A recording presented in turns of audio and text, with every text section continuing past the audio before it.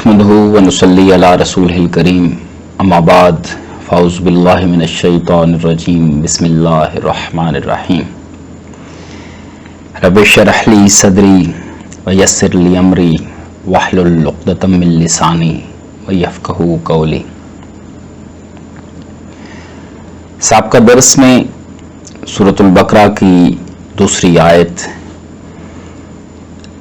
ذالک الکتاب لا ریب فیہ کی تفسیر و تشریح بیان کرنے کی اللہ تبارک و تعالی نے سعادت نصیب فرمائی۔ اب جب یہ بیان ہوا کہ یہ وہ کتاب، یہ وہ خاص کتاب ہے جس میں کوئی شک نہیں، اور یہ ہدایت ہے متقین کے لیے، رہنمائی کرتی ہے پرہیزگاروں کی، اہل تقوی کے لیے مشعل راہ ہے۔ تو اب اللہ تبارک و تعالیٰ نے اگلی آیات میں خود ہی ان متقین کی صفات بیان فرما دی، خود ہی بتلا دیا کہ وہ متقین کون ہیں، وہ تقوی اختیار کرنے والے لوگ کون ہیں۔ پہلی صفت، پہلی نشانی جو اگلی آیت کے ابتدائی حصے میں بیان ہوئی، الذین یؤمنون بالغیب، کہ وہ جو غیب پر ایمان لاتے ہیں، وہ جو بن دیکھے قبول کرتے ہیں، وہ جو ان دیکھی چیزوں کو مانتے ہیں۔ اب یہاں پہ دو باتیں قابل غور ہیں۔ پہلی بات یہ ہے کہ ایمان لانا، قبول کرنا، ماننا، یقین کرنا، یہ کیا ہے؟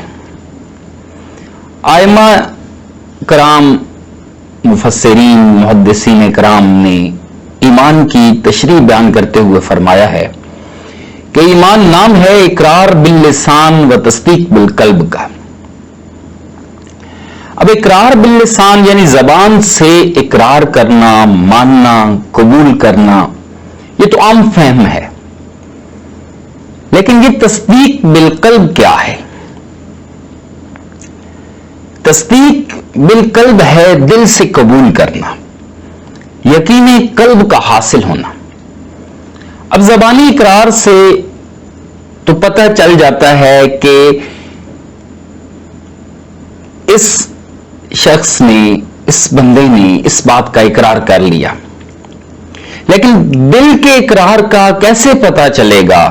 دل کے یقین کا کیسے پتہ چلے گا؟ ہم کسی کے دل کے اندر جا کے کسی کے دل کو کھول کے تو نہیں دیکھ سکتے کہ کیا اس کو یقین قلبی بھی نصیب ہے، کیا یہ دل سے بھی مانتا ہے؟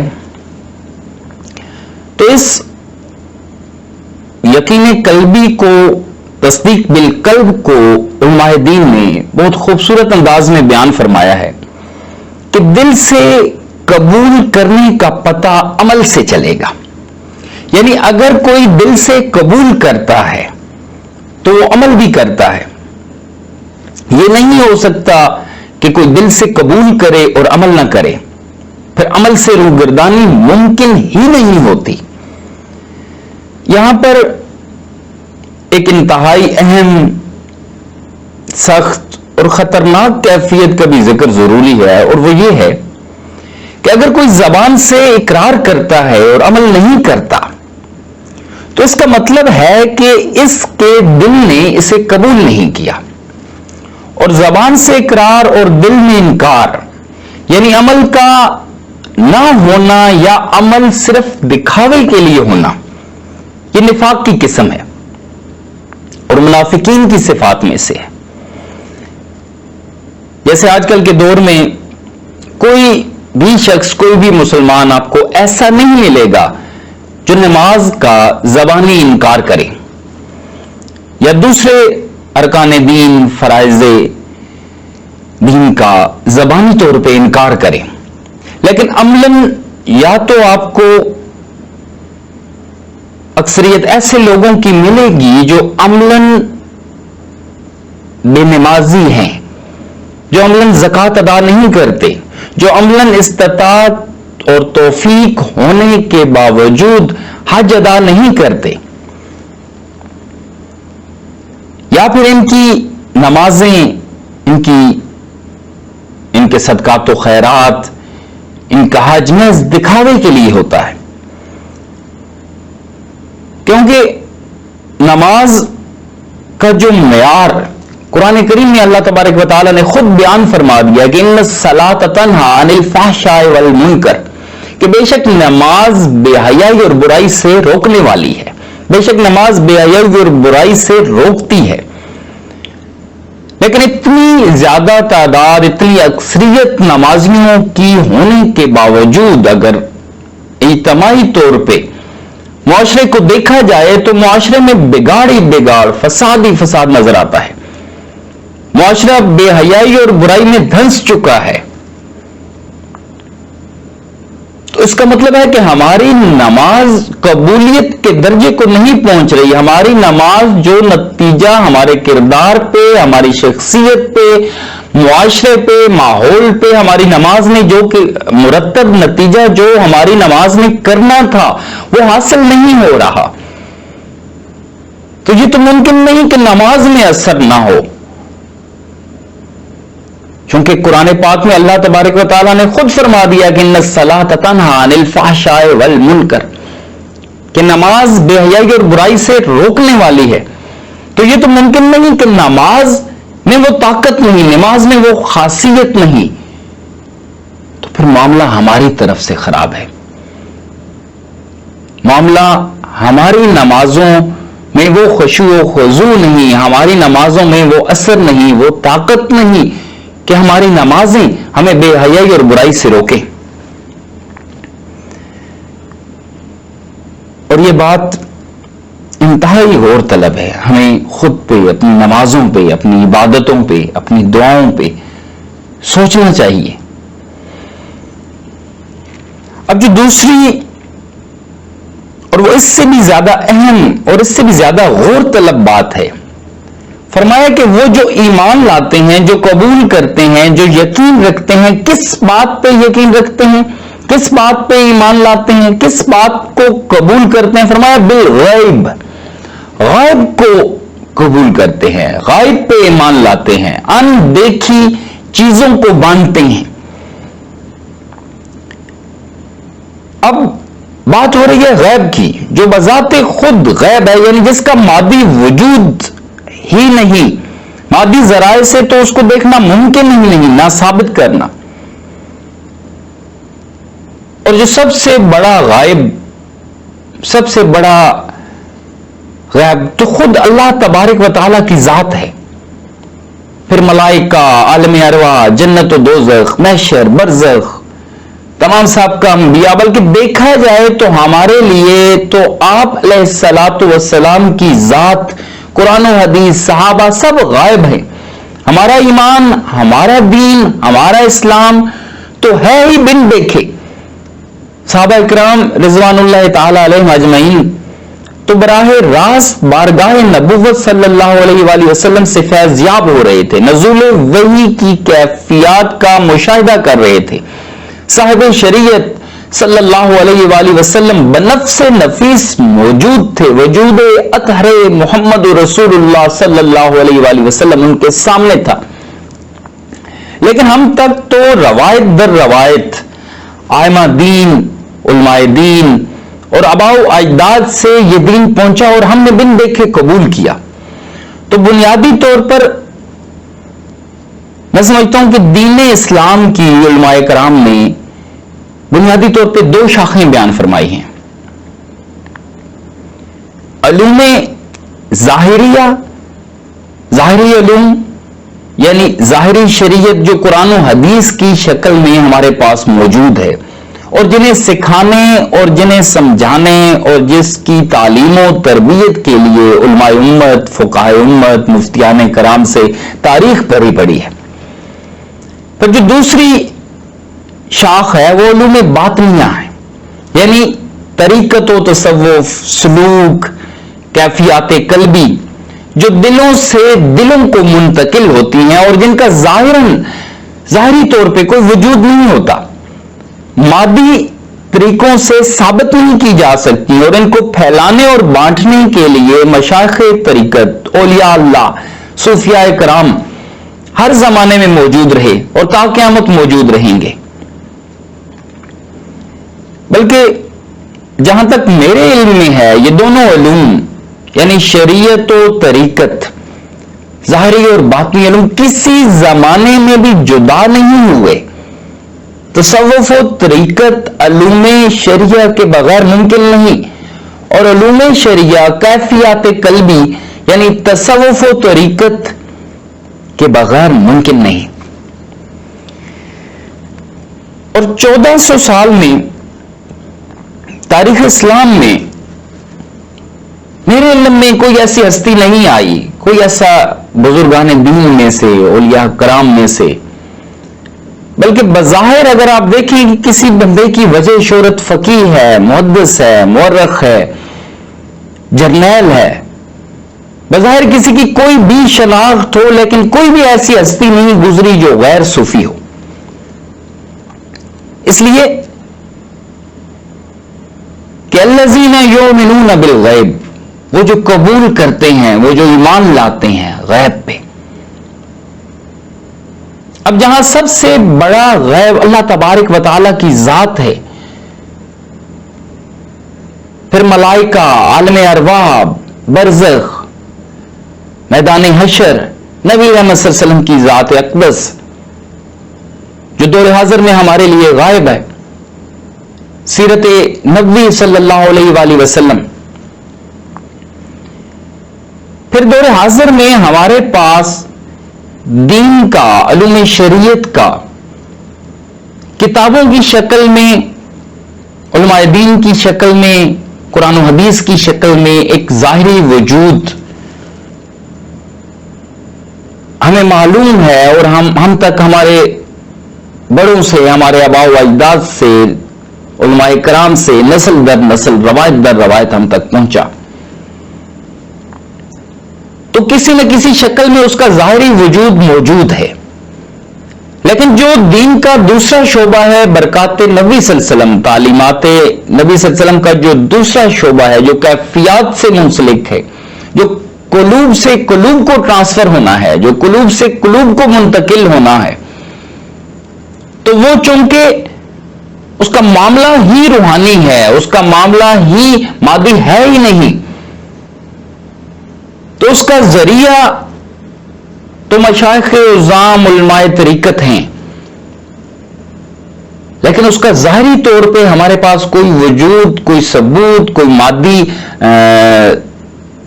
ثابت کرنے کے لیے کوئی ایسا مادی چیز موجود نہیں کہ ہم اس کو ثابت کریں، تو وہ ہمارے زمانے میں غیب ہے۔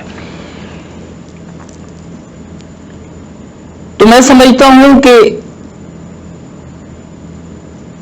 جب بھی کسی کا ایمان بالغیب کمزور ہوتا ہے، تو جو سب سے پہلی چیز میری سمجھ کے مطابق، جو سب سے پہلی چیز اس کی کمزور ہوتی ہے، جو سب سے پہلا دینی علم جس سے وہ روگردانی کرتا ہے، تو وہ علوم طریقت ہیں۔ وہ تصوف و طریقت کو چھوڑ دیتا ہے، اور جس کی بہت بڑی مثال دور حاضر میں آپ کے سامنے ہے کہ یا تو آپ کو اولیاء کرام اور تصوف و طریقت کے نام پہ شعبدہ بازی ملے گی، اور یا پھر ایسے لوگ ملیں گے کہ جو سرے سے اس کو عملی طور پہ اپنی زندگی میں جنہوں نے اس کو شامل ہی نہیں کیا ہوگا۔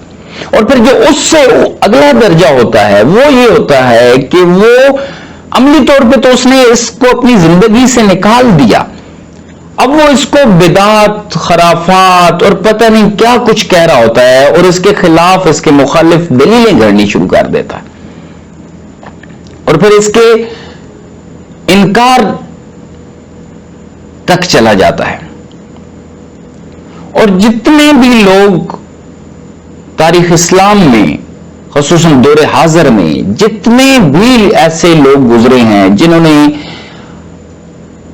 ظاہری علوم کو تو صرف اپنایا، لیکن علوم باطنی، طریقت، تصوف، ان کو چھوڑ دیا, پھر ان کے انکاری ہو گئے, پھر ان کے خلاف دلیلیں گھڑنی شروع کر دی, تو وہ نہ صرف علوم طریقت کے انکاری ہوئے, پھر آہستہ آہستہ وہ اس سے اگلے قدم میں وہ برزخ کے انکاری ہو گئے, وہ پھر جنت و دوزخ پہ دلیلیں ڈھونڈنے لگ گئے.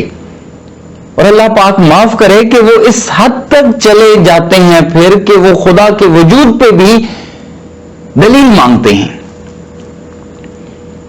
تو یہ جو علوم غیب ہیں ان کی کوئی دلیل نہیں ہوتی. مشائخ طریقت بڑی خوبصورت بات فرماتے ہیں کہ تصوف اعتماد و اعتبار شیخ کا نام ہے, اور شریعت پوری کی پوری اعتماد و اعتبار محمد رسول اللہ صلی اللہ علیہ وآلہ وسلم کا نام ہے.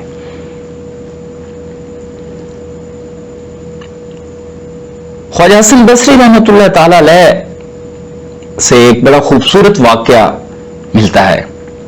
ایک شخص جو اس زمانے میں مادی علوم کا, منطق کا, دلیل کا بڑا ماہر تھا, وہ ان کے پاس آیا تو اس نے کہا کہ حضرت مجھے یہ علم سکھا دیں جو آپ کے پاس ہے.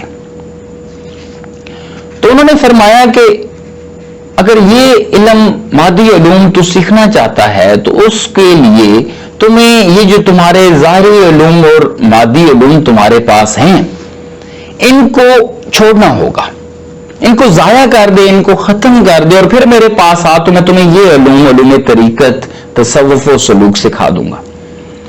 تو اس نے کہا کہ حضرت یہ کیسے ممکن ہے کہ جن علوم پہ میں نے ساری زندگی لگا دی اب میں اسے ضائع کر دوں. چلا گیا, وقت گزرتا گیا, آخر وقت جب اس کا آیا تو اس نے اپنے خادم غلام کو بھیجا کہ جاؤ خواجہ حسن بصری رحمۃ اللہ تعالی علیہ کو بلا کے لاؤ. ان کا غلام خواجہ حسن بصری رحمۃ اللہ تعالی علیہ کے پاس آیا اور آپ کو فوری طور پہ چلنے کو کہا کہ میرے جو استاد ہیں یا میرے جو مالک ہیں جن کا میں غلام ہوں وہ انتہائی نازک صورتحال میں ہیں, تو آپ فوراً آئیے. آپ تشریف لے گئے.